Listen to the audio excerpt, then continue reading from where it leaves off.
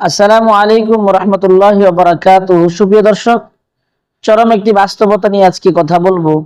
এই পৃথিবীটা যেমন রঙিন, তেমনই কিন্তু ক্ষণস্থায়ী। আজ যেখানে আলো ঝলমল করছে, উন্নয়ন, বিলাসিতা, কাল সেখানেই ধ্বংস, গজব আর অশান্তিতে পরিণত হবে। আজ আমরা দাঁড়িয়ে আছি এমন এক সময়ের দোরগোড়ায়, যেখানে প্রতিটি বিপদ, প্রতিটি সংকেত বলে দিচ্ছে পৃথিবী কিন্তু আর বেশি দিন নেই। মানবতা শেষ পর্যায়ে, ধ্বংসের ঘন্টা ধ্বনি বেজে গেছে। কেন বলছি এসব জানেন?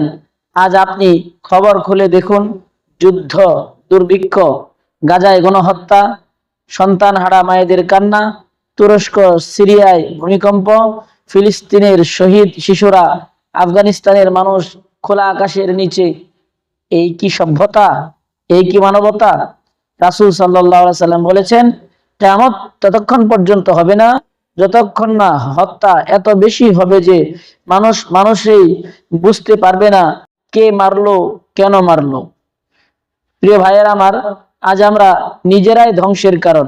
আল্লাহ তাআলা বলেছেন, মানুষের কৃতকর্মের ফলে জলে এবং স্থলে বিপর্যয় দেখা দেয়। আজকে আমরা কি করছি? আজকে আমরা নামাজ ছাড়ছি, সুদ খাচ্ছি, অশ্লীলতা দেখছি, সত্যকে চাপা দিচ্ছি, অন্যায়ের পাশে দাঁড়াচ্ছি। আল্লাহ তাআলা কতদিন সহ্য করবেন? জানেন কি?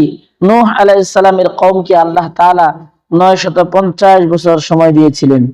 আমাদেরকে 1445 বছর দিয়ে দিয়েছেন অলরেডি।